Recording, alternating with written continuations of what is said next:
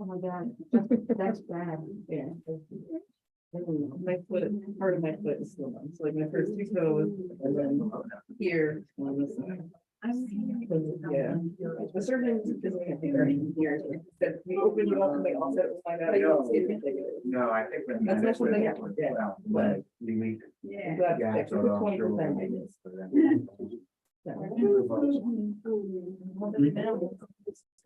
3 to 6 months. Believe me. It's gonna happen.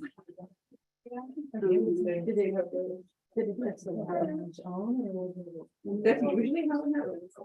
But like, I don't have a history that I remember. And then all of a sudden, you know, like just slowly go up around them, so. And then.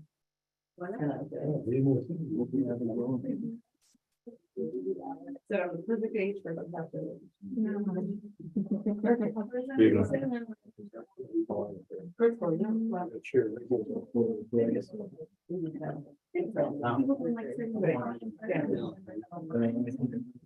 Oh, wow. See that?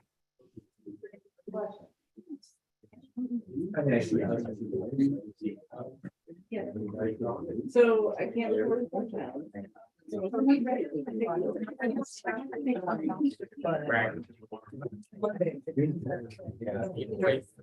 back to work.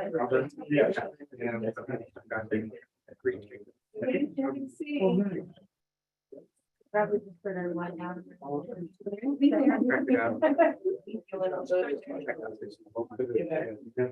There is no.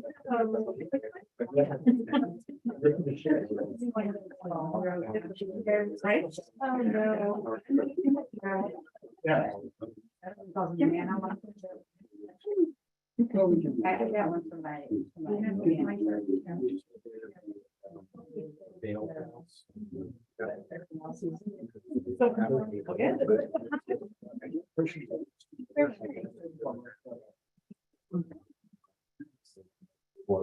Probably not something you get when you're not. Yeah, you know, well, actually, it's just, it comes up, so you just like back into it. You go back to. And then you direct. Very.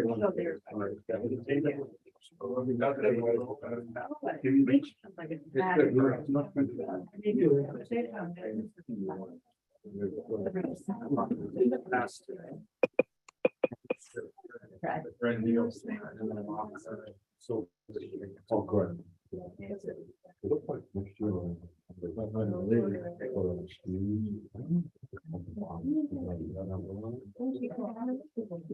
Some people play the band.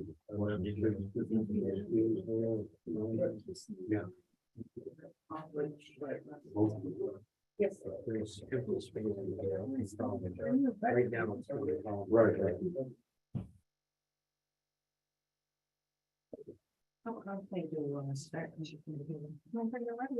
Everyone finish shining in and then.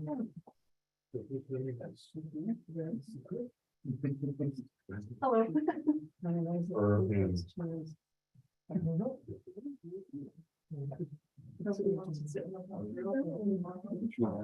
Nobody ever.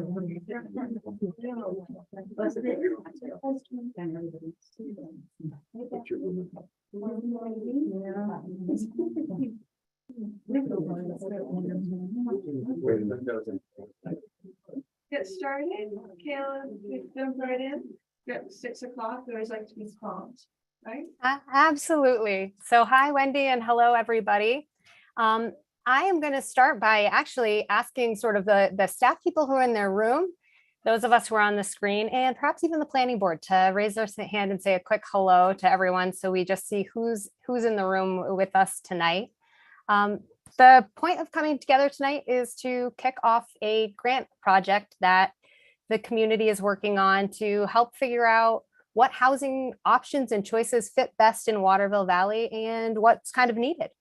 So I will start by just saying that I'm Kayla Tavares. I am a planner at North Country Council, which is the regional planning commission for Waterville Valley and the surrounding area for quite a ways. And I'm joined tonight in the room by a couple of my colleagues. One of them is Kathleen Lord. Kathleen is in the room. You'll see Kathleen tonight handing out materials, some cards as we get a little further into the night. And she is sort of our on the ground hand. So if you have a question in the room tonight or anything, you're welcome to say hello, quick hello to Kathleen. Kat, do you want to say hi? Hi, everyone. I'm a planning specialist at North Country Council. And yeah, if you need anything, also if we run out of handouts, we have more if you want to share them with people that can't make it. Awesome. And then also in the room tonight, I'm going to just do a quick, I'm not sure if she's going to say hello, but I want to call out, we are actually also joined by Michelle Morin Gray, who is our executive director up at North Country Council. We are really excited to be kicking off these HOP grants in a handful of communities. They're all a little different everywhere, but we're really happy to have Michelle with you all in the room tonight, just as a set of ears listening in on this conversation as you all kick it off with us. So Michelle's there. Say a quick hello, Michelle, if you'd like to. Wonderful. And then Tara, I'll hand things off to you to say your hello. Sure. And I'm sure that most of the people in the room know me. I've been a contract town planner with Waterville Valley Planning Board for 5.5 years now. And I'm excited to be partnering with NCC on a project since I was at NCC for 10 years prior to that. Thanks for a good partnership. Now, Wendy kicked things off, but I was thinking, Wendy, if you want to give the planning board a chance to raise a hand if you want to, or stand up and say a hello, just so people see. Tonight, it's kind of an interesting planning board meeting because the only business we're going to do is work on this kickoff together. So everyone's sitting together and the room feels a little different than a usual planning board meeting, but it's still nice to see who's in the room. So I'll give you a second to do that if you like. Yeah, absolutely. I mean, I started things off, but technically I'm not on the planning board anymore, but the former chair and the planning board had an opportunity to meet yet, so there isn't quite a existing planning board chair, so I'm filling the gap a little. But why don't we just go down each row, and we're all used to doing things for virtual and everyone can pop up, say their name and they're on the planning board. Does that work? Like roll call, but Jack in the Box stuff? John Racine, hi. I'm a member of the planning board and also ex officio with the Conservation Commission. Hi. Just the planning board people? Oh, okay. I'm Nancy Knight and I'm on the planning board as a member. Oh, and then vice chair. I'm Morgan Beam. I'm now a member of the planning board. Thank you. Hi, I'm Rich Reeder. I'm on the select board. I'm the select board ex officio member on the planning board. I'm Margaret Turner. I'm ex-select board and I'm now an alternate on the planning board. That's still baseball. I'm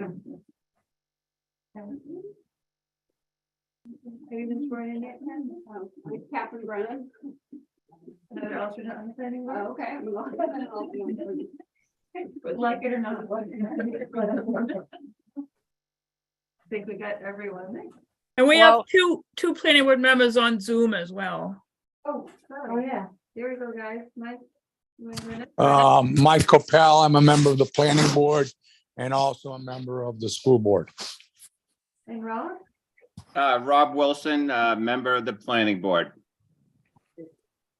Wonderful. Well, it's nice to put faces and names to people a little bit, and also entertaining to be at a kickoff meeting right after town meeting when so much is shifting around, right?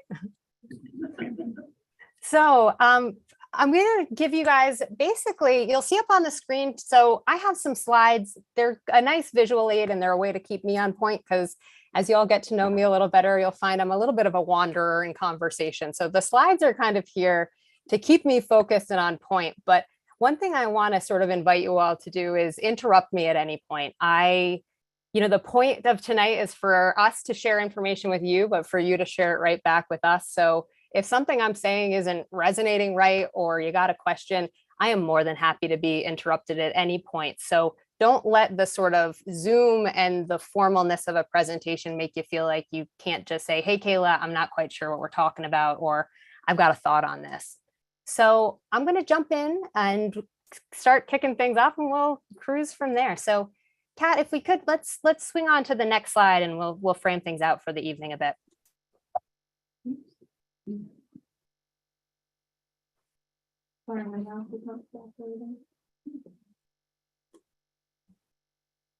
Okay, so the project overall, right? What brings us together tonight is that there's a wonderful new grant opportunity available at the state level, which are these housing opportunity grants. And they're part of this really sort of special time in the state of New Hampshire where we're seeing a great investment in housing for probably the first time in a long time. And it's related to a lot of changes bunch of different communities have seen, but in my getting rooted in Waterville, I know you guys have seen a lot of changes since the COVID-19 pandemic has hit and probably a little bit before then. And so there's this great opportunity. They're called the Housing Opportunity Planning Grants, HOP grants. And the point of these HOP grants is to give communities a chance to bring in some planners and hold some community discussions and start to figure out what's going on with housing in the town and look closely at what's needed in each place and the best ways to tackle it. So it's a really neat opportunity for us at NCC to link up with your contract town planner, Tara, and the planning board, and really the community at large to help wrestle through what are complicated questions and directions about how housing goes. So tonight, what we're going to do is I'm going to focus my time on trying to answer 3 questions for you all. They're not complicated questions. What we're doing, why we're doing it, and ways to be involved with it along the way. And then because, like I said, we want to do this as a sharing back and forth, we're going to take an opportunity to ask you all some questions and get some input from you on some questions. You'll see them on the right side of the slide here. You'll also see them in the handouts. So tonight in the room, you'll have 2 different sets of handouts, and Tara has dropped downloadable links for those handouts in the chat too. So if you're with us on Zoom, you can use those links.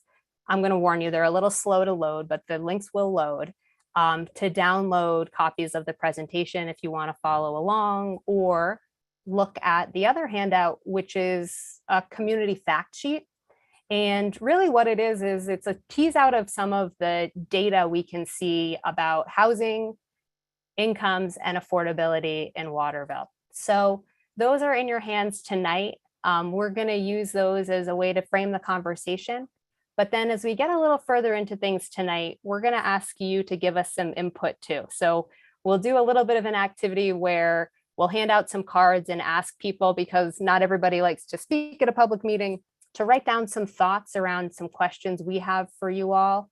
We'll give a chance for people to give some verbal input too, and let us know if you want to share what your thoughts are on it. And we'll use the chat for people on Zoom. But the questions we'll ask of you guys, because it's nice to know, sometimes you like to stew on them for a minute, are: what does a vibrant Waterville Valley look like to you? What benefits do you see from coming from this project or potentially coming from this project? Also, what concerns do you have about the project? What would make you feel like we sort of missed the mark or headed in the wrong direction? What's a little nerve-wracking, if anything, gives you that itchy sweater feeling? And then the last thing we'll ask is to give you some time to tell us what you think Waterville's biggest housing need is. So with a little bit of an idea of where things go, I'm going to hop right into what are we doing? So the big picture on this is that in the project, we're going to explore how the housing costs and the options that are available impact the workforce in Waterville, how that also impacts business health, and how that kind of knits together with this idea of a vibrant community. So a vibrant community this is the second time this word vibrant has come up. So I'm going to sort of take a moment and say, a vibrant community in a lot of ways, right, is a community that has that activity and sense of place that makes it feel really alive to you, that draw perhaps that pulled you there initially, and what makes it feel like a happening place where things are working as they should and as the community sees it going. We're going to sort of take that understanding of pieces. Do you have something to say? Okay. So we're going to take those pieces and then we're going to look at what housing types are the most suitable ones to meet the needs of the residents and the workforce in the community, because different types of housing have sort of natural affordability price points to them, but they also have different context, right? And Waterville Valley has a very different housing context than a lot of older, sort of more traditional New England towns. And so fitting in Waterville Valley is a little different, and we're going to work to make sure we see what's needed for sort of the big picture health of things, but what fits well with people and the way things are built today. And then we're going to look specifically at the rules.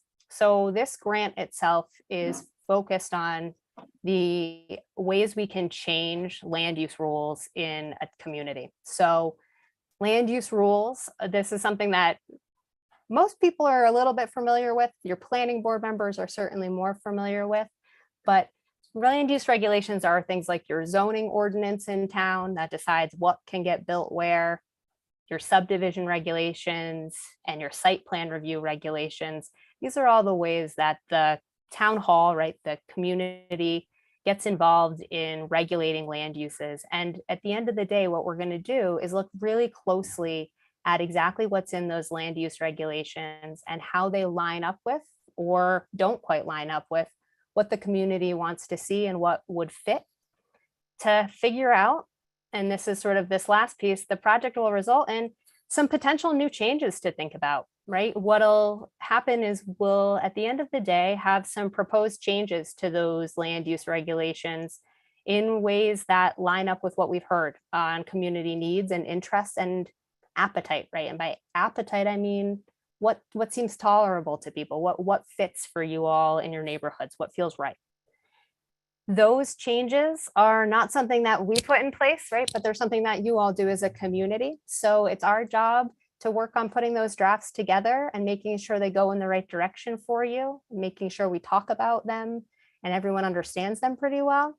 But then ultimately, it's either going to be the voters at town meeting for your zoning ordinance or the planning board after holding public hearings that'll vote to adopt changes to those regulations. So at the end of the day, the result in this project is hopefully going to be some changes to those local rules that make it easier to see the sorts of solutions Waterville Valley wants to see show up in the community.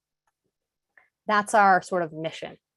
And we can go on to the next slide and we'll dig in a little deeper about how we're going to get there. So we're going to do this in 10 steps. Which is not actually like a 10-step plan or anything. It's actually just, I counted 10. So we have 10 steps.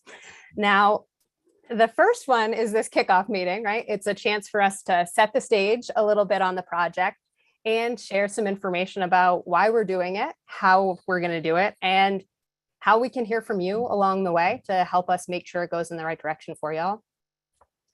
We're then going to make sure we don't sort of lose track of work that's already been done to take a pulse on this topic in the community. Last summer, the Waterville Valley Resort Association did a survey of their membership to talk about employee and business housing needs. We're working on stumbling on my words, but we're incorporating that into our work here so that we don't sort of start from a blank canvas, but we start from the conversations that have already been had so that we know we can get a little bit of a pulse of where things are at to start with.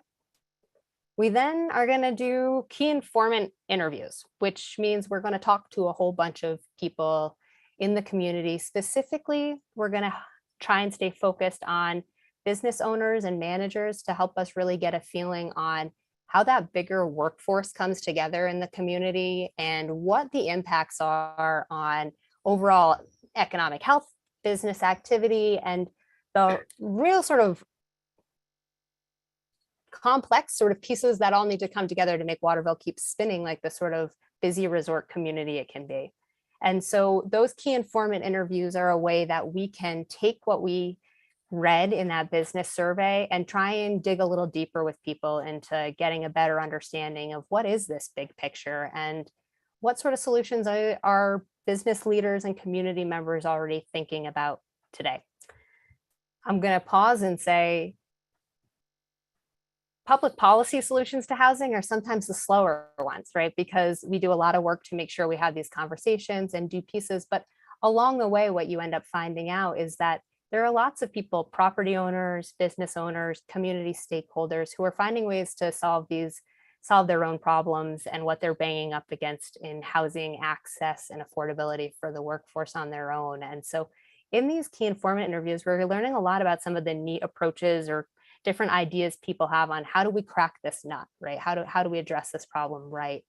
And so step 4 here is to look at the town's newly updated master plan and think about what we're hearing on some of these creative solutions, some of them being resort-driven approaches we're hearing in our key informant interviews, and other pieces coming along the way to see what sort of plan impacts we might have to make way and to sort of think about some of these creative solutions that people are already thinking about today. And then we're going to do this step we'll call a progress to date summary. And I want to hand it off to Tara to speak about this because it goes really to a lot of the work the community's already been doing, which is certainly not my space to speak to. So Tara, if you want to. Sure. Thanks, Kayla.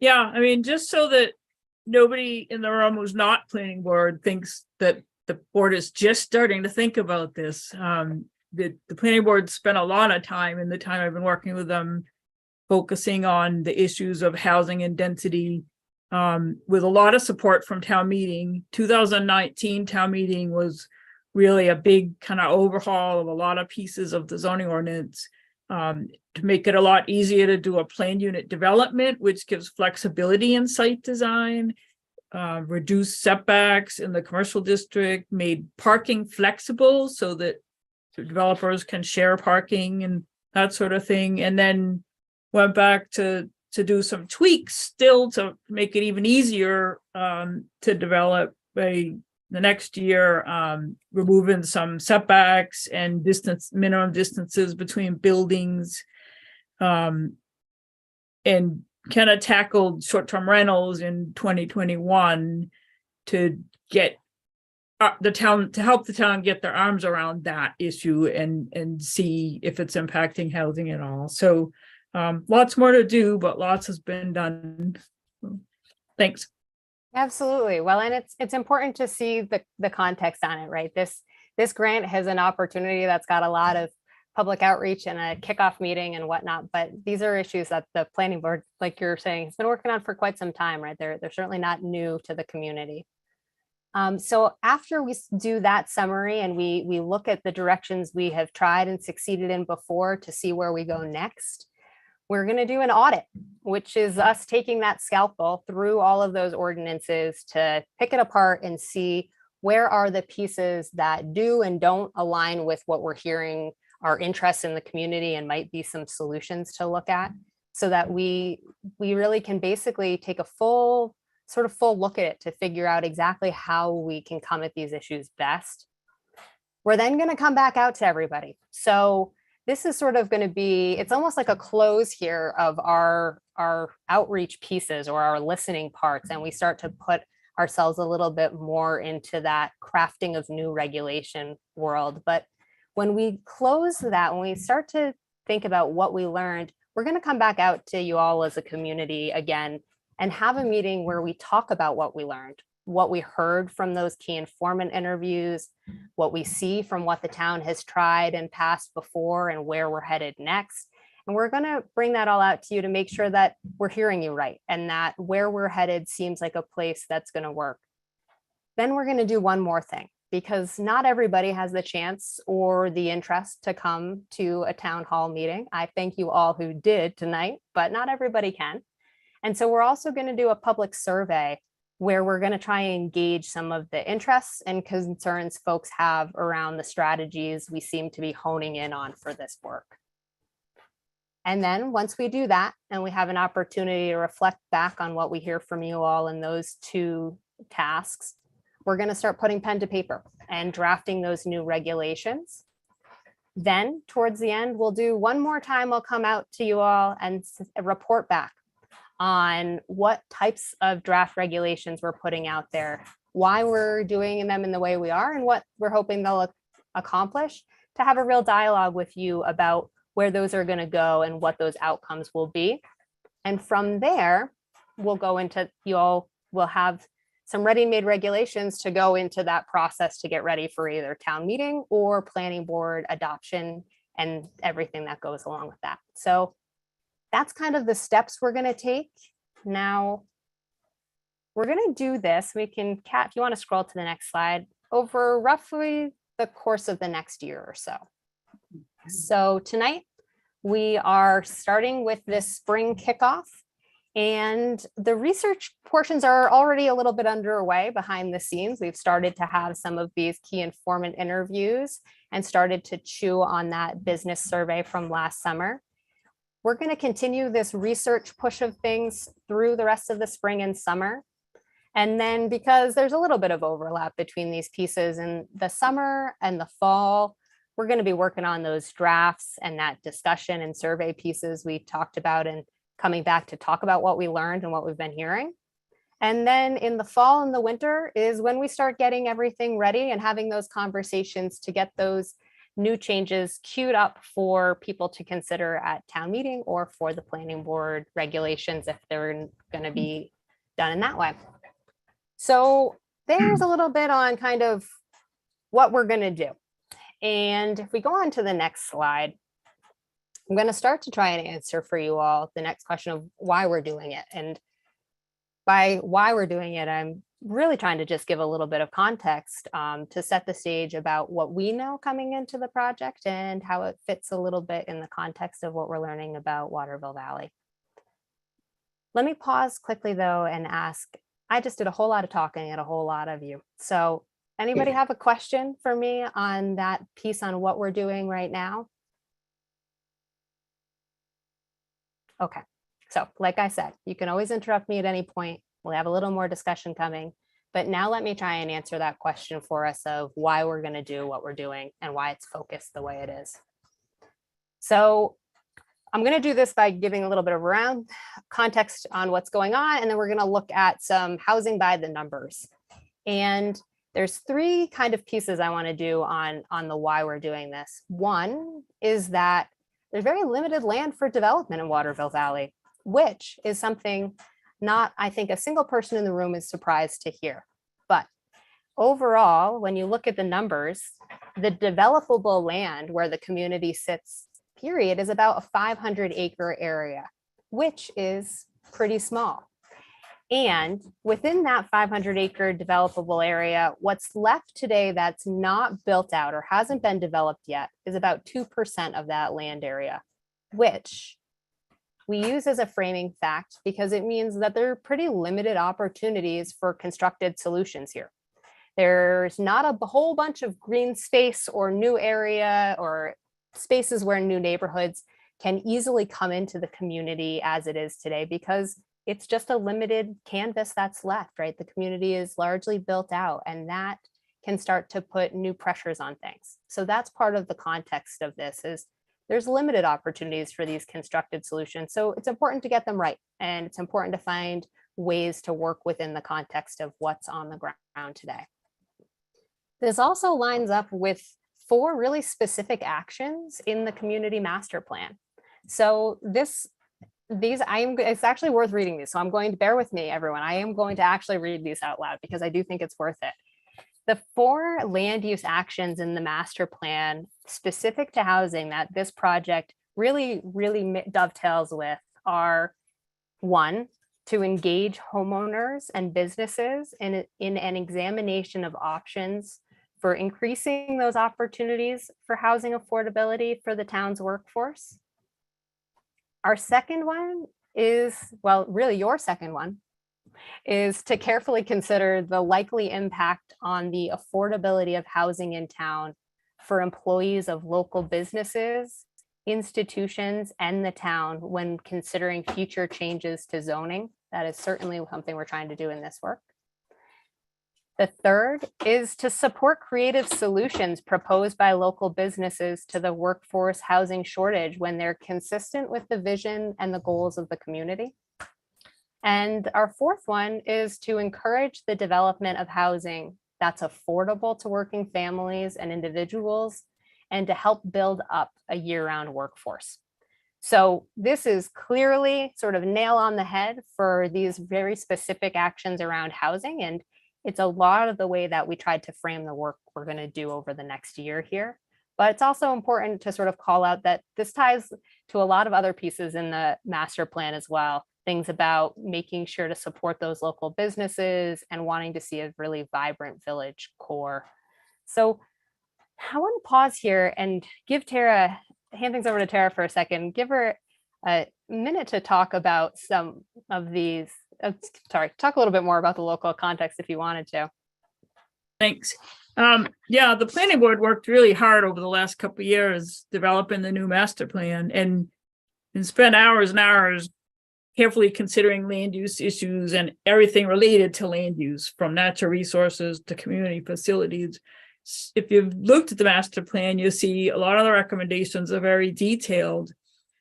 The housing related, as you see up in front of you, are not so detailed. And that's really because so many conversations, especially about economic development or a vital village center, circled back to the lack of workforce housing. But the planning board recognized that more work was needed on this, and really happy that this grant opportunity came along at just the right time to do that, because, you know, we had talked about tools that other communities might be using, like detached accessory dwelling units. Some towns allow them in existing garages or guest cottages. Density bonuses for smaller homes or workforce housing. Maybe we had a developer about a year and a half ago really frustrated because if they did a plan unit development, they didn't get a density bonus. So that kind of made the radar something to look further at. We've had, you know, employers ask about more liberal employee housing regulations.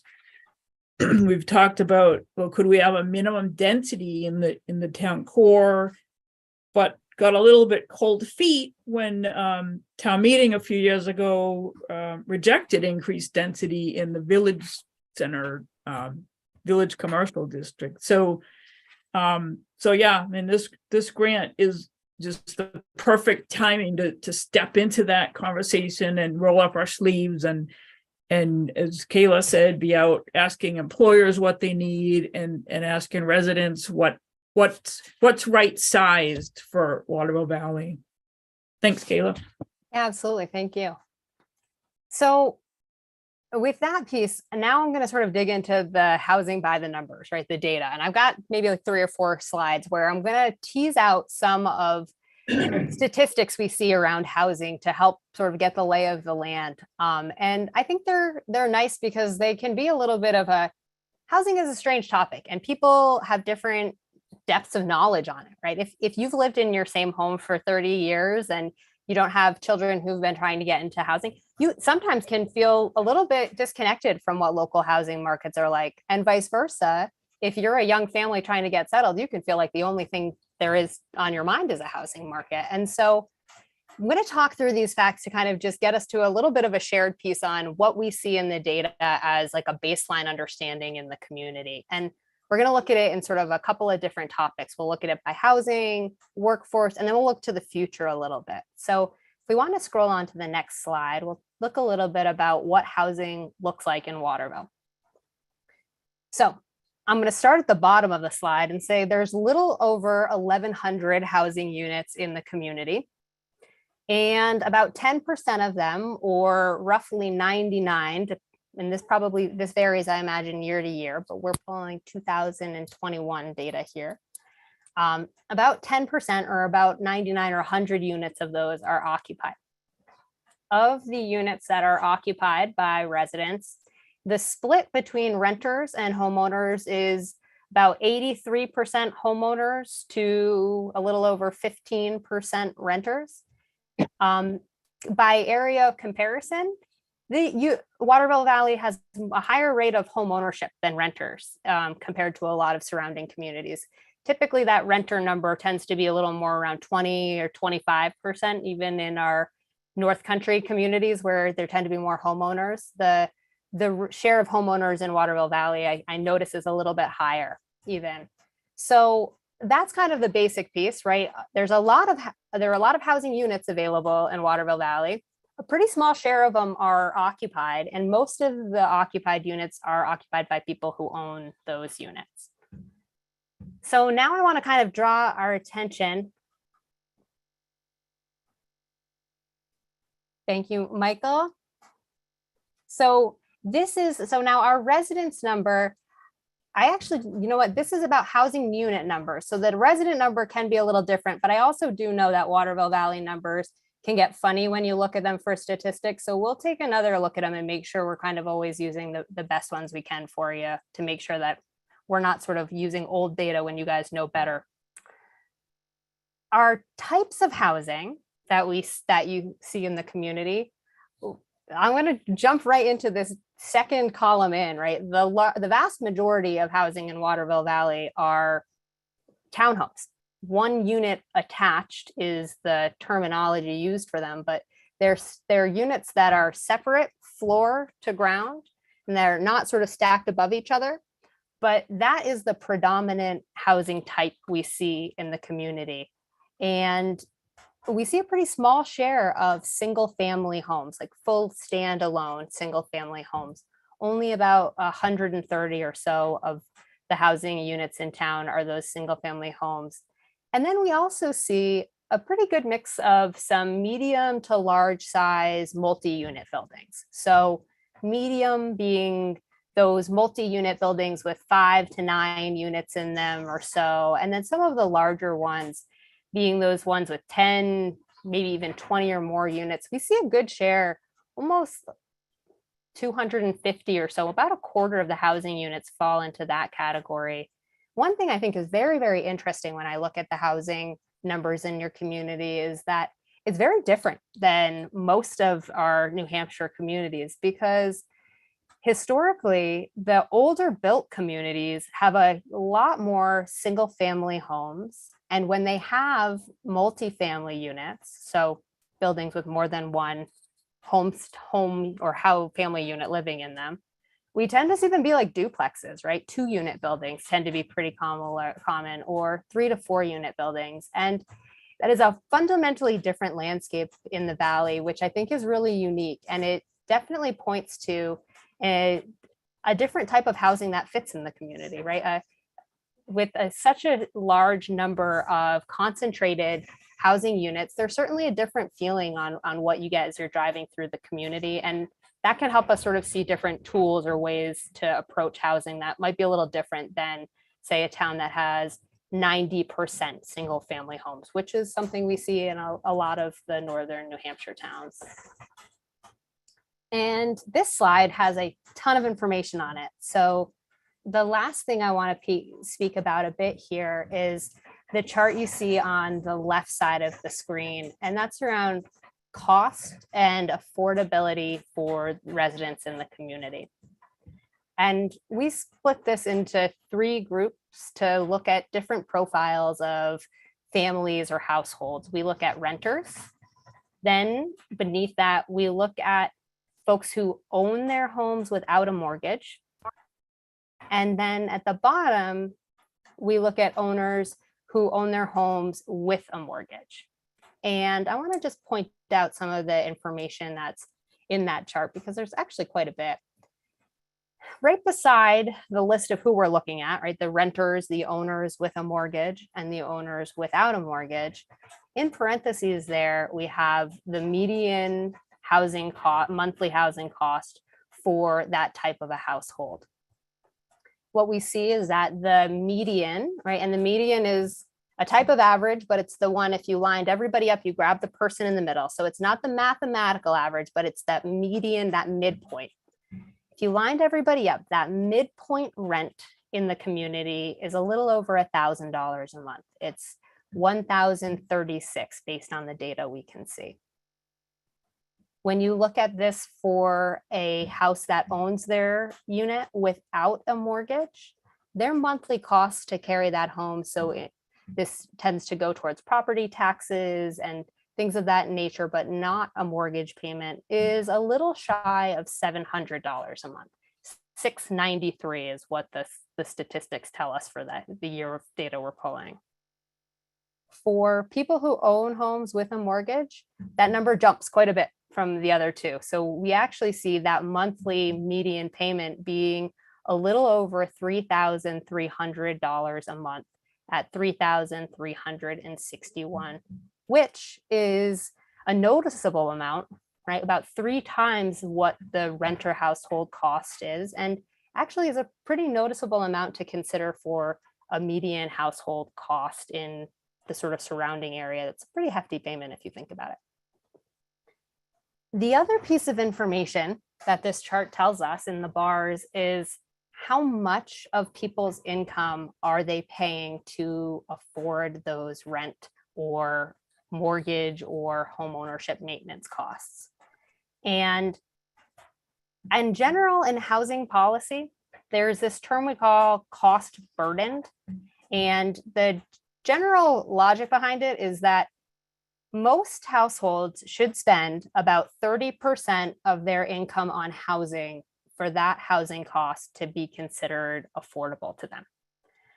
When a household starts paying more than 30% of their income on housing, they get put into this category we call cost burdened, that the cost of that housing is a burden for them. And it can mean that making all of the other expenses and household needs met on that 70% of your remaining income can be a challenge, right? That cost of your housing starts to be a burden for you in meeting your needs.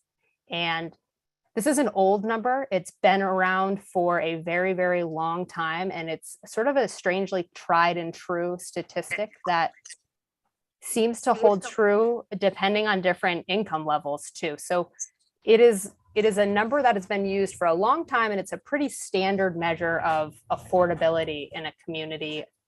So what we see in Waterville when we start to look at who's cost burdened or how much of a household's income is really going towards that housing bill, we end up seeing that a lot of the renters, based on the renter data we see, there's not a ton of cost burden that seems to come up there. In reality, you'll see a 0 there because that sort of royal blue color on the chart shows who is paying more than 30% of their income. For renters, that nobody was in that category. In reality, we see most of the renters, right? 11 out of our 16 or so, the numbers actually roughly pan out to be about that. We see most of them are paying a pretty reasonable amount for that cost. Less than 20% of their income is going to make that rent payment, which is a good thing to see. It also points out to me that the issue with renters may not be that they are there and cost burdened. It may actually just be that they're having a hard time getting into the market, which might be a point that resonates with experiences you all see. For folks who own their homes without a mortgage, so who have paid off that home, it's interesting to me to see that a share of them are actually seeing that be a cost burden payment for them. And this is usually tied to folks who are on a fixed income. So usually folks who own a home without a mortgage, and this is not true in all situations, but they tend to be folks who have paid off that mortgage over time and may be closer to sort of retirement or looking at a bit of a fixed income. So income can get funny in this group to look at depending on sort of how that's coming in. But we do see that payment around $700 a month as an average is actually a burden to a share of folks in the community. The really sort of interesting, or the place we see the most cost burden in the community, is in those folks who own their units with a mortgage. And in this, we end up seeing that a fair share of them are cost burdened, right? And in that's not surprising really, when you look at the cost of that housing, that mortgage payment at $3,300. Another thing I think is interesting though to look at in this chart, or that we see in the data, is that there's really 2 different camps of folks in this area. Folks who own their home with a mortgage. There are people who that mortgage payment is pretty hefty on, right? And you can see it in the bar chart that we've got a good share of folks here who are paying more than 30% of their income on that housing. we also see a good share of them who are paying less than 20%. So for a lot of people, that's a pretty affordable payment, but for a good number of folks, it's a stretch. It shows me that there's a good number of families or households in the community who are really stretching to make that mortgage payment. And in that sense, maybe sort of stretching to be part of that community. That's a little bit about what we see in sort of the housing data. There's a lot more data in that fact sheet we kicked around, but I wanted to just tease out a little bit for conversation's sake tonight. Now, if we scroll on to the next one, we'll start to look a little bit about workforce. So as I'm starting to learn, as I get my hands a little bit more involved in your community, is that there's a pretty big difference between who the residents of the community are and who the workforce of the community is. And the pie chart on the right drives that message home, I think, all day long, right? And that pie chart is showing us the number of folks who work in Waterville Valley but live somewhere else, and comparing it to the number of folks who work and live in the valley. And what we see, and this is pulling from, and I'm going to air sort of the flaw in this data. It's pulling from kind of old data, right? This is 2019 data that we're using, and it's really just because it's the best available through this particular census tool that lets us look at these commuter flows.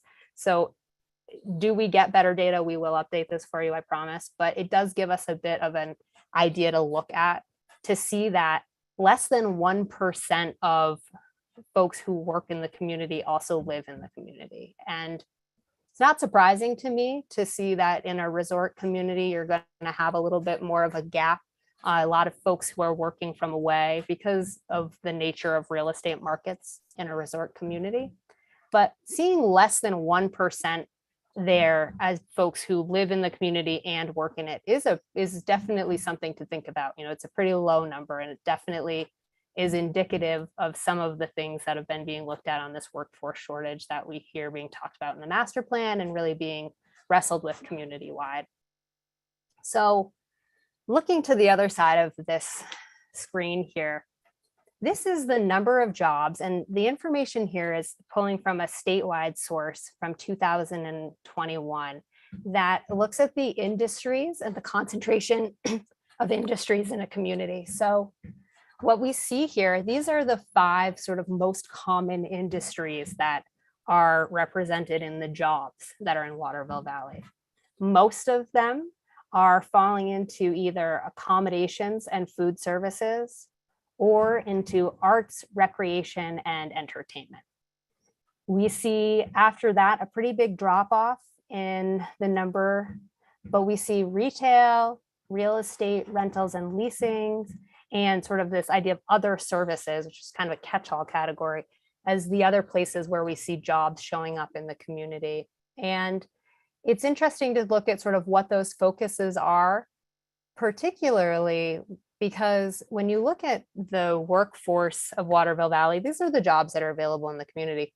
When I actually look at sort of where residents of Waterville Valley are employed, it's a very different industry focus, and it helps point out this piece that the folks who hold the jobs in Waterville Valley tend to not be the residents, and they tend to be working in pretty different wage sectors. So on average, Waterville Valley residents tend to be working more in professional services and some industries that tend to have higher wage rates than we see in some of these most common ones as the jobs that are available in the community. I'm going to keep following on this train of following these top industries a little bit and thinking about wages and affordability on the next slide.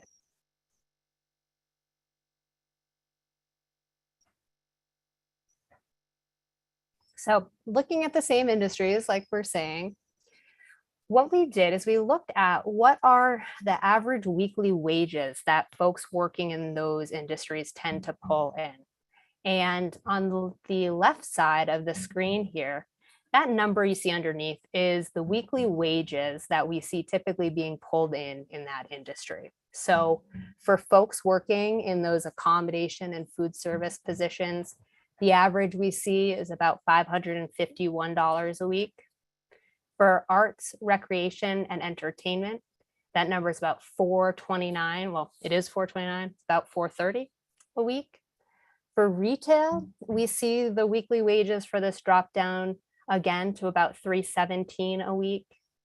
For real estate rentals and leasings, that's a little bit higher. We see about $560 as the weekly wages that are typically earned in that sector. And then in our other services, this catch-all category is sort of actually where we see the highest wages coming in. And this is sort of a smattering of different other services that can be offered. So we do sort of see that those catch-alls, the non-focused industry areas are where the highest wages are coming in for folks. And so really, I talked about that 30% affordability threshold a couple of slides back, and you'll see that on these blue bouncing balls across the bottom. They're not actually bouncing, but the line of balls here. And so what we did is a little bit of just a theoretical exercise. We took those weekly wages, we turned them into a monthly income, and then we figured out what would be 30% of the monthly income if that was the wage that household was pulling in. Now, I'm going to qualify this a little bit and say the wages being pulled in here can count people who are not working full-time positions, so they can be a little bit skewed. And we also know that a lot of households have more than one wage earner in them. So there's a lot of different ways that we have to filter and think about what these numbers are telling us, but these numbers themselves can give us kind of a rough picture of if you were bringing in that average weekly rate in that industry in Waterville Valley, what would you be able to afford for your monthly housing costs? And for accommodation and food services, I'm going to go through our list again. We see that monthly housing cost being about $715 a month. For arts, recreation, and entertainment, that number drops again because it's just really a math equation tied to that income, down to about $560 a month. In retail, it's a little over $400 a month that they can be putting towards housing. And real estate rentals and leasing, we see that creep up to $725. And our catch-all for sort of other jobs held in the community is about $966. I'm not going to pop quiz anybody, but I'm going to ask anyone and then answer it myself. If we think back on what that median rental price is in the community, that median rental price came in higher than what we see here sort of as an affordable, in theory, price point for all of these kind of focused industry areas in the community, which I think points a bit to that gap and that need we all see in the community of the wages people are earning in the positions and industries in Waterville Valley can often leave a gap to being able to access housing at the prices it's produced in the community. So if we want, we'll slide on to this next slide. And so this is kind of our forward-looking piece, because like we said, there's very limited land area for development in Waterville, but it's important for us to, as planners, and tonight with anybody in the room, I'm going to ask you to sort of put on your planner hat, whether you are or not, because what we're doing is we need to look a little bit to the future and think about how we have been producing new housing in communities so far and what we have as estimates or ideas on what might be needed in our communities going forward. Because we all understand there is a balance point of how much housing we really need to keep our communities thriving and working and functioning as they should. So on this slide, what I wanted to show you all was a bit of the recent building permit data in the community. And then on the right side is a population and housing units projection that helps us look out into the short-term future and into the longer-term future about what kind of housing might be needed, what growth is expected in our communities, or what's one scenario of growth we could expect. So with our building permit data, we see that the focus of actual housing construction since 2010, right? This building permit data you'll see is looking at the period of time from 2010 to 2020. We see a focus in single family home construction, which is surprising to me. Somewhat surprising to me. I guess I think it's surprising to me because I see less of it in the community. But then I also think that with limited land area for development, probably what is available for development now may be places where single family homes are what's available or what would be typically fit onto that type of a property. But overall, we do see that there has been a focus in that single family housing unit construction. The chart, and my legend fell off of this, but the blue color here is multifamily units and the orange color are single family housing units. So these are the permits that were issued, and really the last time we see a multifamily permits being issued is 2012 with 3 of them. But like I'm saying, we actually see quite a bit more focus in single family housing construction more recently, and a pretty slow housing construction market in recent years, right? Looking from 2016 forward, we're seeing 1, 2, 3, a total of maybe 6 units in that period of time, which is a pretty slow pace of construction.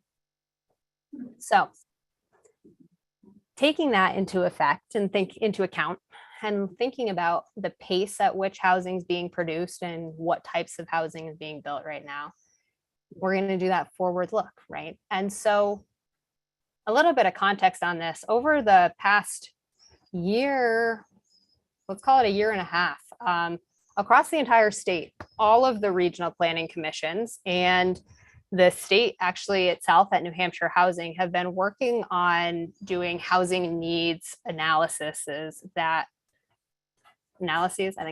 someone will correct me on that. But they're projecting out how many housing units might be needed in all of our communities across the state. And these are based on population projections and projections on economic growth in different areas of the state. And it was been a pretty interesting exercise, but we've worked with a consultant who helped us look at what housing might be needed to accommodate the people we see coming into the state and where they are distributing themselves and where our economies tend to be growing most. And the numbers in this chart here show what is estimated or one potential idea of what might be needed in Waterville Valley based on the growth we see happening.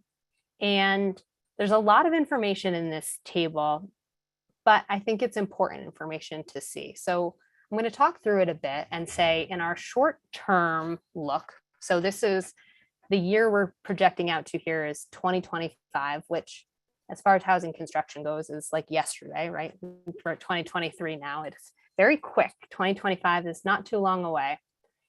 Roughly, the understanding is that there might be about 22 units needed in that short term in Waterville Valley based on what we see happening with household sizes and with industry growth in the Plymouth labor market area. So we use some information in the labor market areas to understand where growth and incomes are headed.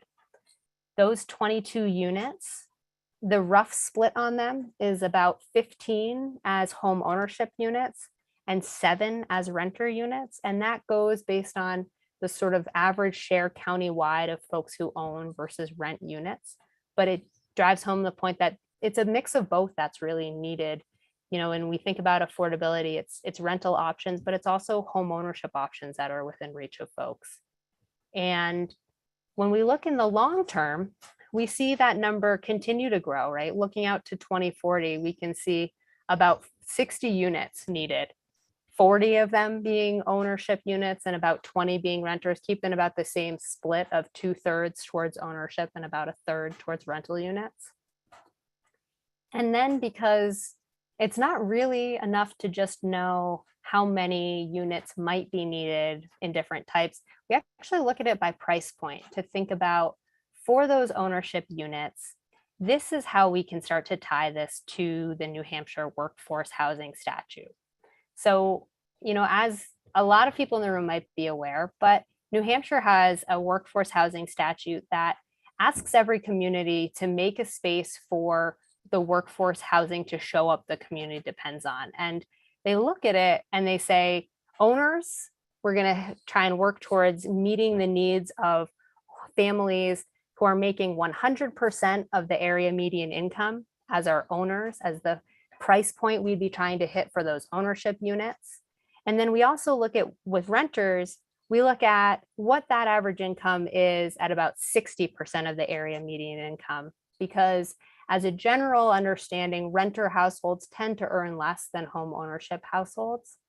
And so we go a little further and break these numbers down to split out the rough price points of affordability. And we see, honestly, in Waterville Valley, and it's reflective of the incomes in the community, that the greatest sort of need is for some home ownership opportunities for folks who are making just about the Grafton County median income.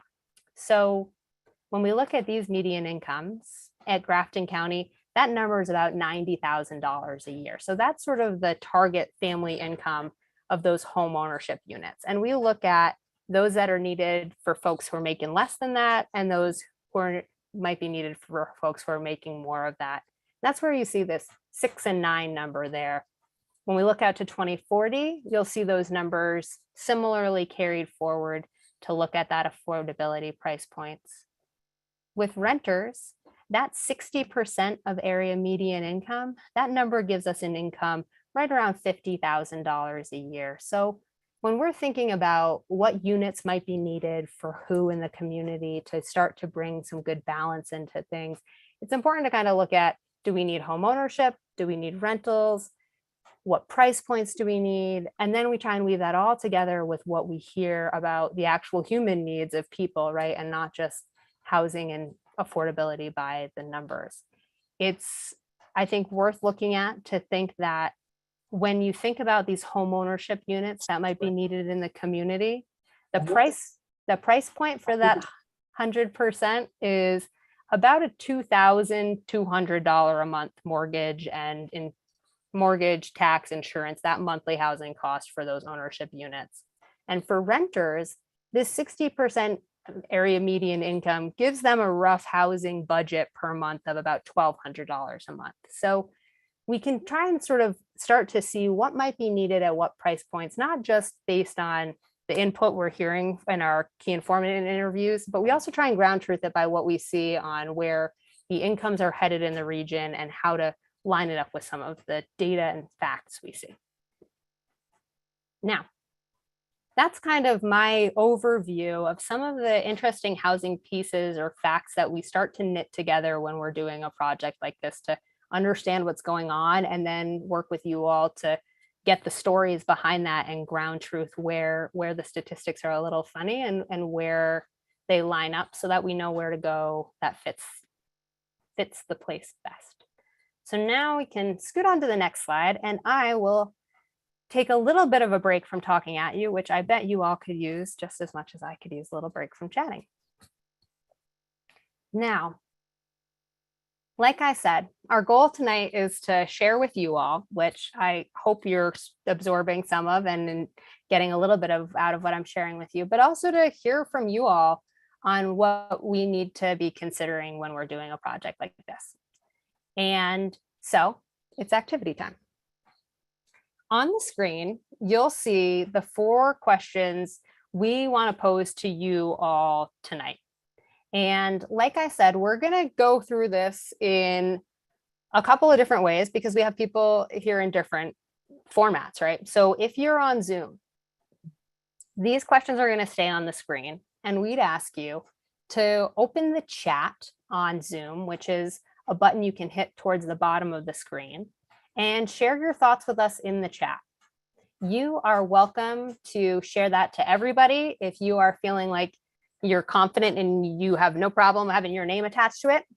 If you want to be a little quieter and you don't want to necessarily air your comments publicly, but you just want to put in your note card, you're welcome to chat directly at Tara, and Tara will collect those. So if you're on Zoom, take a minute and get yourself ready. We're going to step through these questions one by one instead of sort of in a free-for-all, just to keep things a little focused. If you're in the room, Kat is passing out a series of note cards for you. And we're going to ask you to jot down your thoughts on each one of these questions. Then Kat's going to collect them, and we're going to do a quick little report out on what we hear letting anybody who wants to tell us for yourselves tell us. And if not, I will pick on Tara and Kat and have them read a couple of the cards anonymously so we can get a little bit of an echo back on what's happening in the room. So with that being said, I think we're done passing things out, and I think our Zoom folks are probably ready. The first question I have for you all is, what does a vibrant Waterville Valley look like to you? I'm going to give everybody about 3 minutes or so to jot down any thoughts you want to share with us on what does it mean to think about your community as a vibrant, active, and lively place? What does that picture look like to you?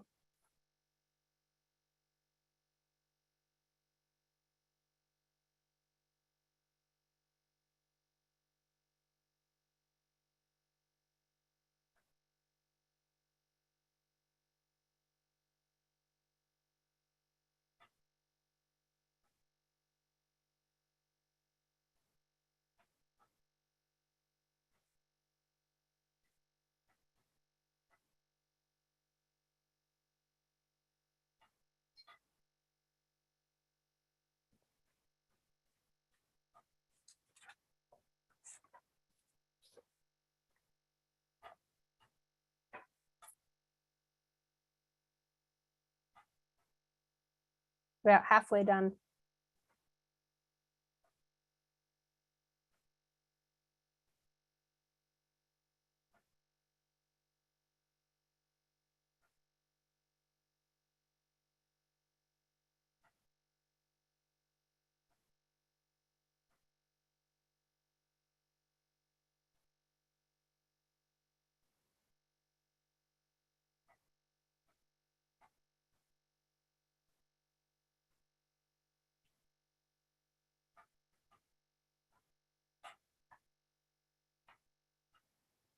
All right, we'll give about 30 seconds or so for people with last thoughts.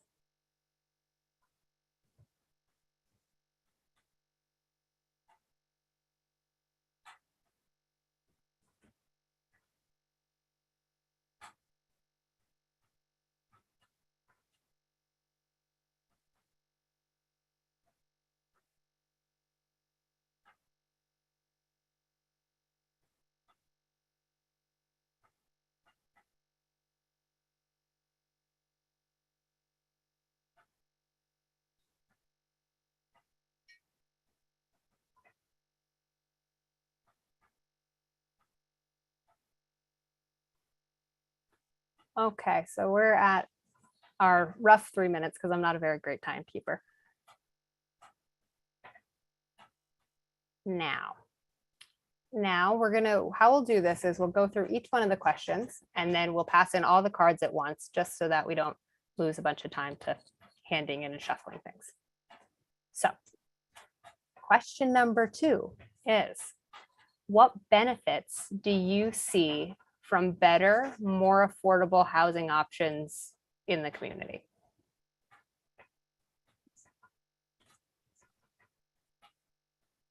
The flip side of this one will be our next question, but we try and have everybody sort of look at it from both sides, right? What benefits can we see and what do we have to be careful about?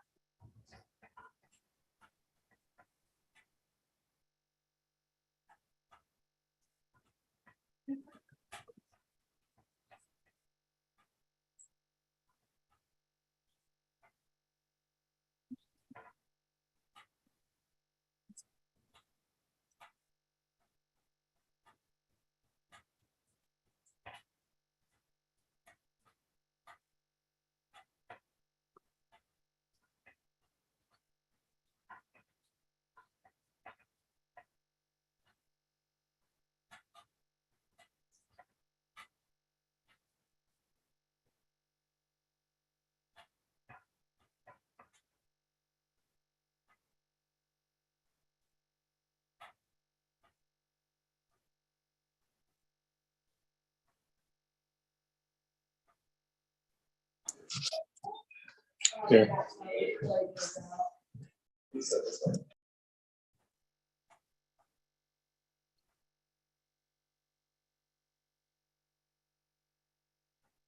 We'll give this one about 1 more minute.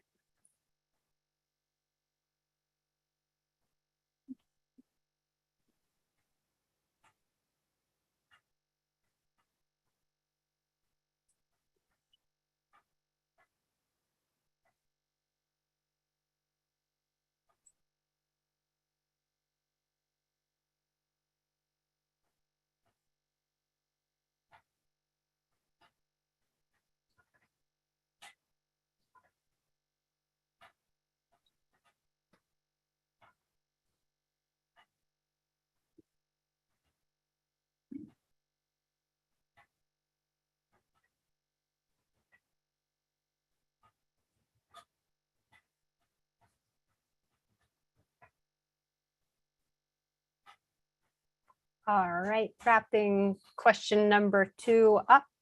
We're gonna flip that coin and ask you, what would concern you about this project?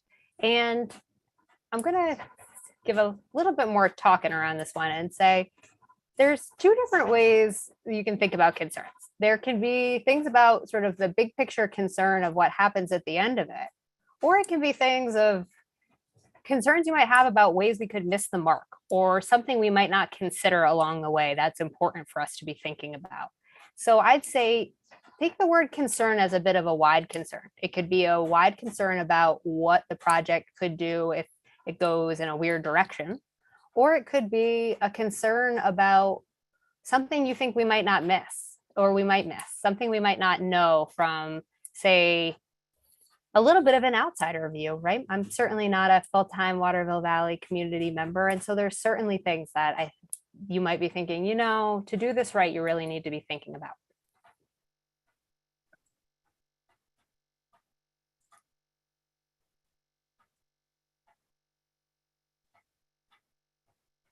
I think I babbled over the first minute, but we'll go about 2 more minutes on this one.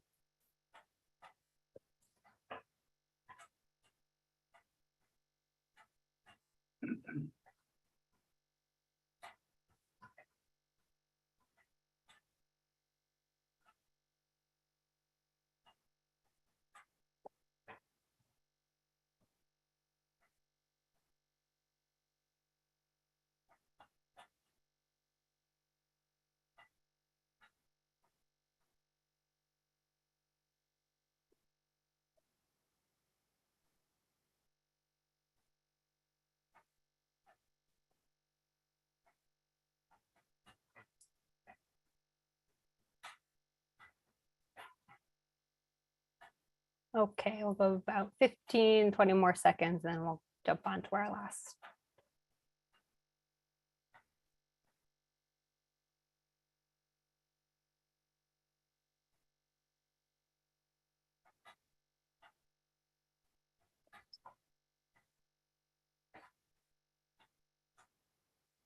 All right, now question number 4 is, what do you see as the local biggest housing need in the community?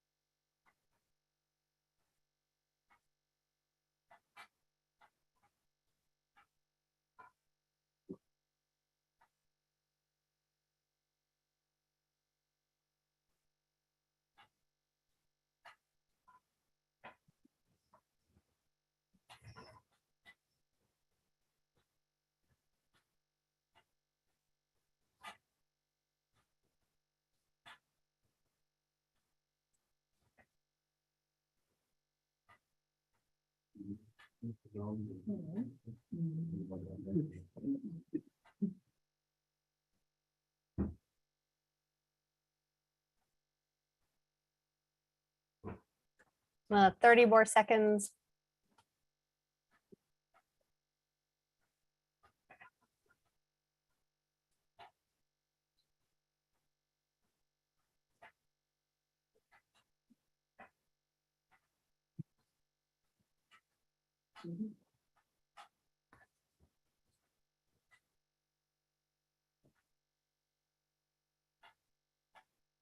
All right, so Now, thank you all for taking a little bit of time and jotting down your thoughts on these pieces. The next thing I want to do is do a little bit of an echo back, because I think it's nice to have people write down input, because sometimes it can be nerve wracking to get up and speak in front of a room, no matter how well you know the people around you. But I think it's also nice to hear a little bit of an echo back on what people are thinking in the room. So what I'm going to do is I'm going to kind of go question by question and ask anybody if there's something they want to share on their thoughts on this. And if things are quiet, like I said, I'll pick on Kat and Tara to tease out a little bit of what they're hearing. So this goes for folks who are on Zoom or in the room. And I think what we'll probably do to just keep things smooth and less likely to talk over each other is let's start by giving a call for people in the room, and then I'll give a call for anybody on Zoom who wants to unmute and share their thoughts, and then we'll go from there. But we'll sort of follow that repeat piece to it, where we'll do an in the room and then the Zoom, just so it stays manageable. Now, we'll go to the first one first. What does a vibrant Waterville Valley look like to you? Anybody in the room want to share your thoughts on that, or you want us to sort of go to the quiet cards?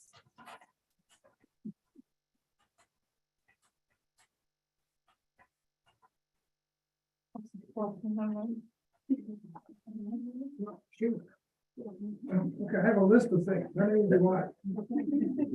I listed more diversity, active local businesses, a wide range of ages, lots of volunteerism, a good attitude towards sustainability, and of course, green space. Well, that was, I think, one that counted for a few. Well done on the list. Our work here is done. Anybody else in the room have something they want to add to that before we hear from folks on Zoom? Yeah, sure, I'll try. A place for a job interview is not just you're hired. I would hire anyone. Oh, well, made me chuckle. Not funny, but made me chuckle. I apologize for that. I say No, balance between services and workforce. yep. All right. Oh, go for it. Year-round residents. Yeah, I think that's important, more owner occupied property space. Yeah. That to me is really key. Mhm. In a Four Seasons type of resort. Correct. Folks on Zoom, anybody want to join in on the conversation and share your thoughts? You're welcome to unmute and hop right in. Katie Smith here. I said mixed generation, mixed income level with fully operational businesses that can stay open 7 days a week, with a school full of students that allow for multi-age communities from babies all the way to seniors. Amen. Agreed. Well said. Again, thumbs up. I got amens on that one. All right. I think well said. Now I'm going to hop. Oh, do we have someone else? I got who wants to add in? One more here. I have a comment. This is Helen Rita. Four Seasons. I find that six months out of the year, this place is dead. I mean, I believe I like what everybody has said here, what we need to do, try to get more workers up here. I mean, we heard the list. We got it. Okay, I got it. Four Seasons. It's not all about skiing. It's only 4 months out of the year, guys. I mean, we got other months. Don't get me wrong. I love to ski. I'm a skier. And I'm saying that we're not thinking practically about the other months of the year. And there's plenty to do here. This place is unbelievable. So much to do I don't see many people fishing. I see a lot of hiking activity, which is great. I think we can get more creative how we can enjoy the natural resources that Waterville Valley with the mountains and the lakes. And, I'm talking about all seasons. I'm not talking about just summer here. I'm talking about spring. Yeah. Mud season. Yeah. There's plenty. I mean, we can get creative with that. And everybody leaves. I mean, we're talking about residents too. They all take their trips and they take off and there's nobody here. That's it. Yep. All right, I'm end of my rant. Thank you very much. Thank you. Kayla, I think there might have been another comment in the room. Yeah, I kind of heard that. What's going on? Oh, no, I was just gonna add, and I was kind of kidding, but, citizen participation, increased citizen participation in town government, committees and organizations. Yep. That's a good one. All right. So question number 2 we did was, what benefits do you all see from better, more affordable housing options in the community? What do we got there? What do people see as sort of the benefits that might come out of the end game of this, right? Maybe not this project alone, but the big picture on it. What does that end result look like to people? I'm afraid to go second because I think everyone will steal my ideas. I just see a strong core of diversity, encourage younger families to move here. I think it will increase businesses in town and revenue. It'll allow longer hours. Businesses to stay open longer, restaurants to be open more often. Maybe we'll get a spa or a salon or ice cream store. No, I'm not doing it. But you need people to live here to do that, so. Well said. Anybody on Zoom want to add in on this one? Other benefits y'all see? Sure, we wrote down, this is Tim Smith, full-time residents that live and work in the community that can support the local businesses in town to maintain 365 days of operations. My other thing to add to that is just involvement. The more people there are, the more involved people get. Very true. And I think- All right. Yeah, go for it. I think the problem is that it's hard to be involved in other things when you're working 70 hours a week. You can't, you're spread so thin, you can't do any more for the community. And, you guys are here tonight. As much as you'd like. Yeah. Well, You do a lot. You do a lot. In fact, and when you do their doors off.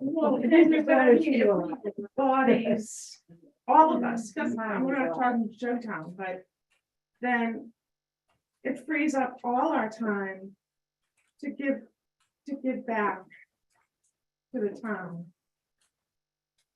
I agree. Many hands make light work, right?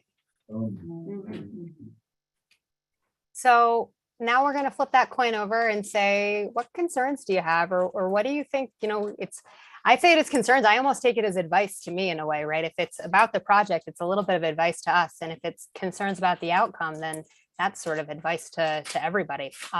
So what concerns do people have about this? I have a question, sort of a concern, and maybe I just might understand how this works. It seems to me that part of the goal of having more affordable housing is we can have more workers actually afford to live here. But the question is, if more affordable housing is made available, what prevents people that live and work in 500 miles from here grabbing up that cheaper housing and still not living? How do we limit this? It's mute. They just use it's a low cost. Yeah. Designated. Well, that's a good concern. Can you zone it that way? Yeah, it has to be We don't designated. disagree. That is a good concern. No second home like that.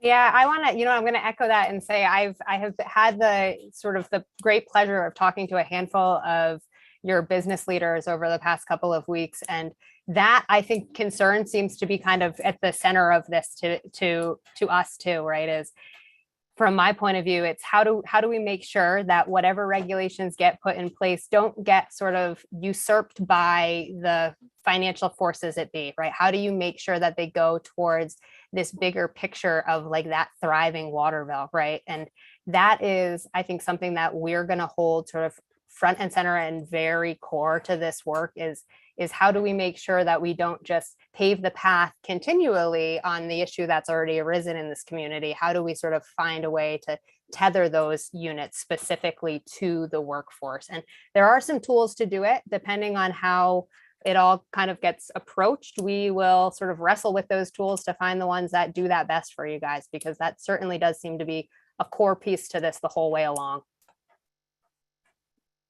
Other concerns? Go ahead. I have a, anybody else? I have a concern. I know we're here talking about housing for workers, but I have a concern about housing for the elderly. I don't know if this is an appropriate venue to talk about, but since we are talking about housing, I've lived here for 30 years and I see elderly people leaving Waterville Valley because we don't have any options for them. And I think that's a shame. Two recent people that have left were very close friends and they had no options. Do you mean options for like healthcare or for like staying in your Housing. home? Housing, if you look at the condo, if you look at the condos that have been built recently, none of them have a master on the main. None of them. Okay. Right. There's no place for them to go. Most of the condos have have stairs that people that are elderly can't get into. Most of them have stairs. I would append that they should be ADA compliant, I mean, that we should be here for everybody. And then. So anyway, that. That's my thought. Very valid. And I'm just saying it from a different perspective. And I totally agree, we need housing for workers. I support that 100%. But I think we're losing elderly people and I think we will continue and they'll just leave.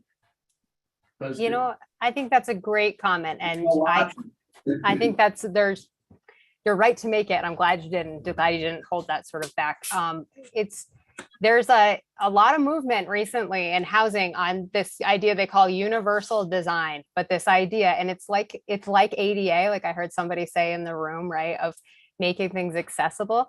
But there's this movement called universal design, which is getting to this place of, it's not that units need to be specifically designed for any one sort of subset of folks. It's that you got to sort of design the units so that they can be used by anybody, right? So that when you move into that unit as you age, like you're saying, you don't have the bedrooms only up 2 flights of stairs, or you don't find that to get your groceries into the kitchen, you need to hoof them from a downstairs garage or from a parking area very far away. And there's definitely something to look at in that, especially as you're seeing people in the community get pushed out because of sort of the accessibility and the way things get built in resort towns. Don't always lean towards those starter homes and things that have traditional ways we get these one level living situations, right? And I hear loud and clear that in the community, those don't exist. And so, yes, thank you for sharing that.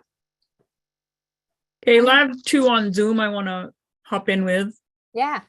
One is a guiding principle that I heard during the master plan process as well, that we need to consider the people that bought in Water Valley because of the way it currently is, that they weren't seeking a more developed community. And another that we don't want to think about in terms of the economic base and workforce is the concern that skiing seasons may be getting shorter because of climate change. So that kind of circles back to the folks that talked about the need for a real 4-season community. Absolutely. Thanks for sharing those and pulling them out. Okay, so yeah. Comment, this is not a concern, but for the last 16 years, I have been housing people in my house for little or no money. You may ask, why do I do that? Well, first of all, they're a joy to have around.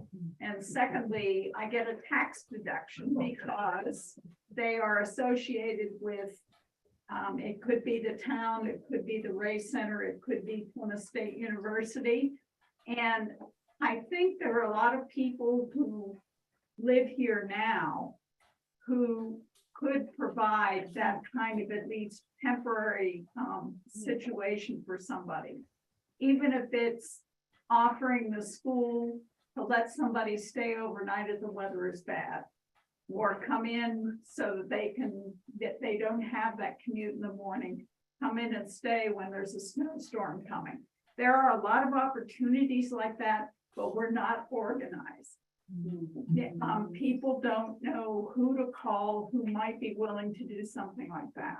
And that's a way that a lot of people can participate in, at least on a temporary basis, helping people over the hump.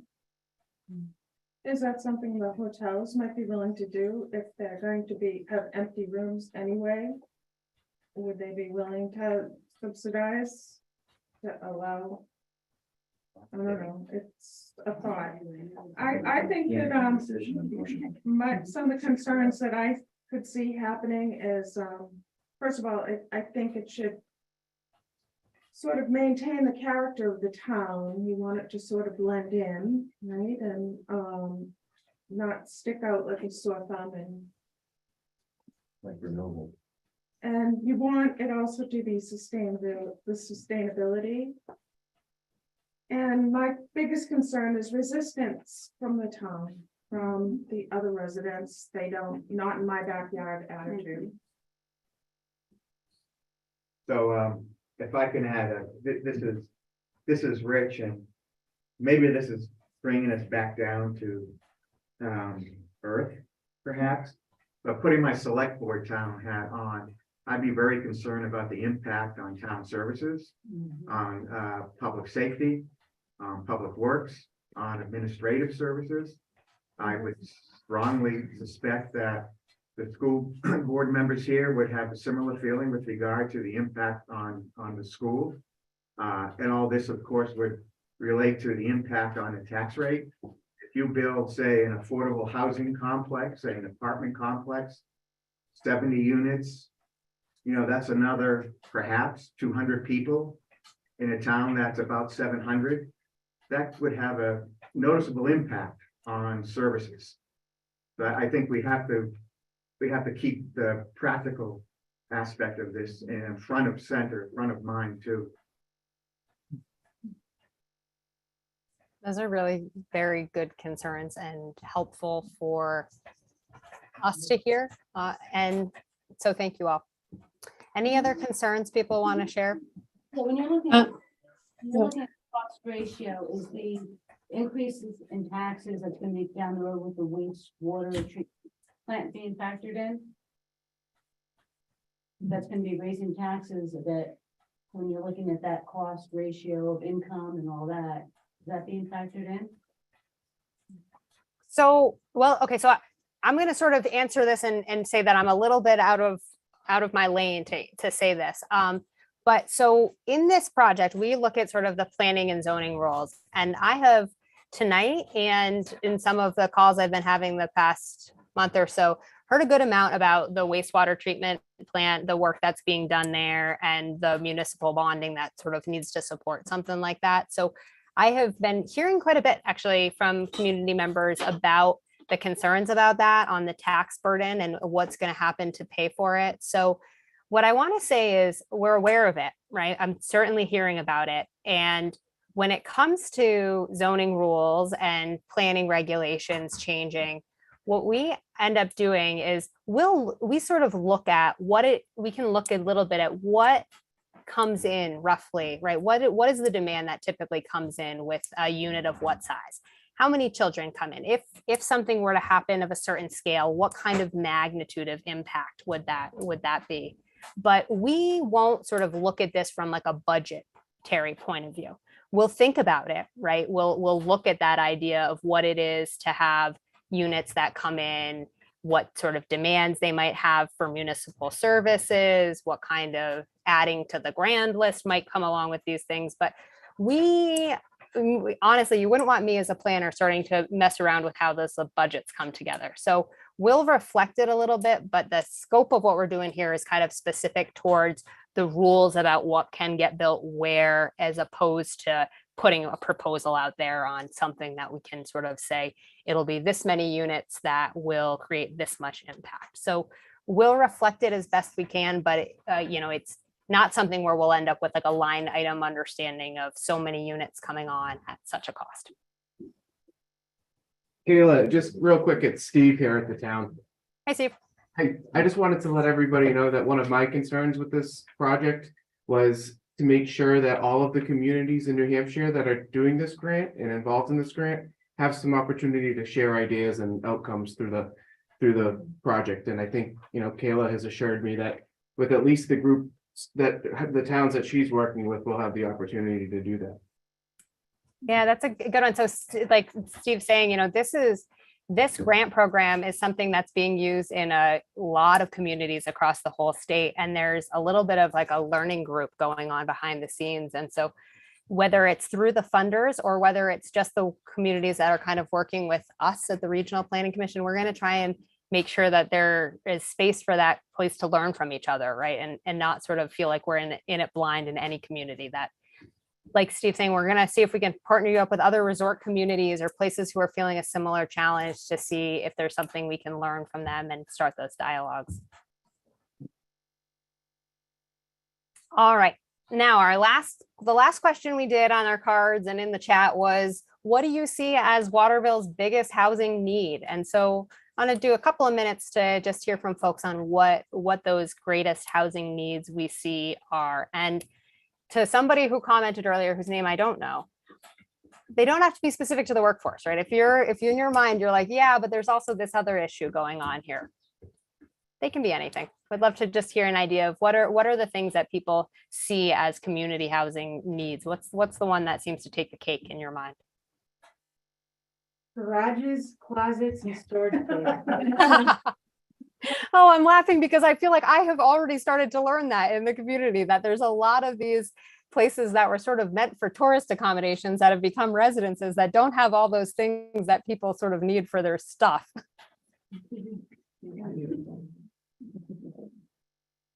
What else? I look at affordable housing, of which workforce is a subset. We don't have any. We don't have any affordable housing.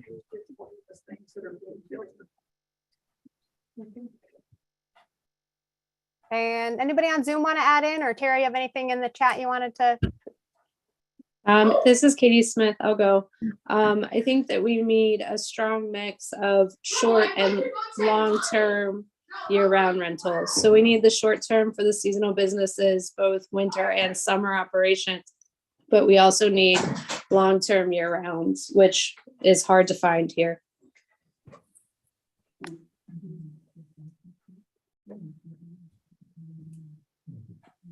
All right. So unless anyone has a burning thought, because we all know that somebody often has that last burning thought. So if you have it, call it out. Otherwise, I'll say thank you all for taking the time to fill out those cards, and for honestly, more than that, for being willing to sort of chat about what you're hearing. I mean, it's nice to hear the sort of back and forth between people. Well, it's nice to sort of get to know you all a little bit. What's going to happen with these is we'll take what came in the chat and what came in on those cards. We're going to type them up. We're going to pull them all together, and they'll get incorporated into the materials we're using to sort of report out from what we're hearing and how we're adjusting the project to go right. So in the room, I see everyone handing those things in. Thank you very, very much. We will have this, when we do this lessons learned back to you guys, we'll reflect back on sort of what we heard, whole picture here, and how we tried to incorporate it into the project and what we sort of think about all of these pieces. Oh, yeah. Thank you.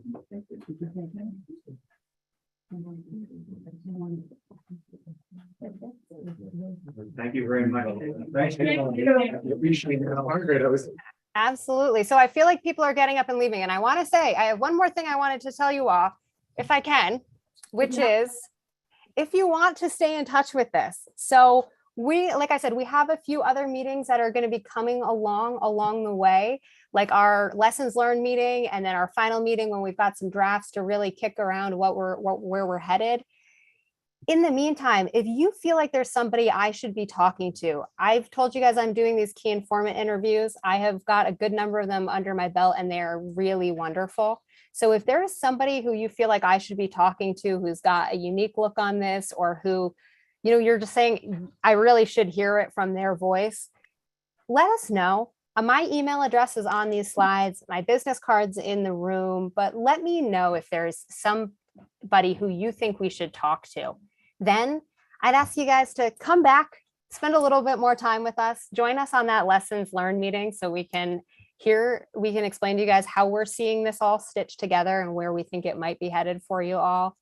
And help us spread the word on the survey in the fall. So we'll kind of nag you along the way, kindly nag you to be involved with this and help us sort of keep refining it to make sure that when we get to a place, something's going to town meeting, we know where a lot of folks stand on it and we know how to talk about it, right? To make sure everyone's making an informed decision and sees the big picture on it. So thank you guys for your time tonight. Do you have any last questions for me or is everybody just ready to move on? Have you considered talking to other communities that are in similar situations? Absolutely, absolutely. And for me, I've been talking a lot about what we're doing specifically in Waterville Valley, but I spent a lot of my time working on housing policy. And so I have actually spent a good amount of time researching some case study examples of other resort communities wide reaching, so across the US, to look at how they have tackled the issue. And then we also kind of look at our neighboring towns. So that's the benefit of me being sort of a regional planner now and Tara having been the regional planner for so long before me. We can look to stitch together what we know is happening in other communities just as neighboring regional peers and what they've been doing. So we are absolutely trying to look to other places, be they far away or nearby. I have another nephew in Lake Tahoe, has a couple businesses and he's dealing with the exact same thing. Everyone's in a different part of the country. Yeah, absolutely. Well, and the resorts are they're similar, in different places. Thank you very much. Nice job, thank you. Thank you, sir. Well, the Forest Service. No, it's the National Forest. They own 40,500 acres. And we are actually discussing about building some type of affordable housing on national forest land. Just two next week? Yeah, listen, we have two. Well, Triple I Road, they seem to often Triple I Road across the bridge, there was some, thank you. So, but you're right, I mean, beyond that. Thank you again, Mark. You guys The are town. Need a counselor? For charge, but in the last 2 years, I've seen like 30,000 condominium units being built, none are under 800,000. And if you have like half dozen, 8 houses, they're all $1 million plus, up to 2 million. So the, the money for the developers is in the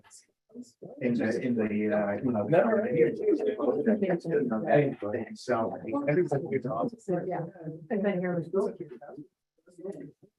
I know you guys are all circled up in the room, but I just wanted to call out from Zoom and say thank you, Steve, Wendy, Michelle, Kat. Thank you, everybody who's been helping on all this. You guys have a lovely night and thanks. Thanks, yeah.